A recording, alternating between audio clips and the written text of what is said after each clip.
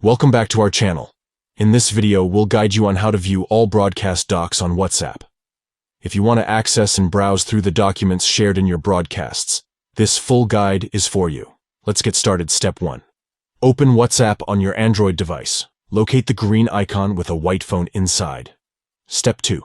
Tap your broadcast list. This is the list where you have your recipients grouped. Step 3. Tap the 3 dots at the top right of the screen.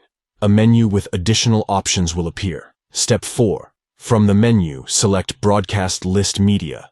This will take you to the media section of your broadcast list. Step 5. Tap Docs. This will display all the documents shared in your broadcasts. Now you can easily view and access all the broadcast documents on WhatsApp. It's a convenient way to keep track of important files and information.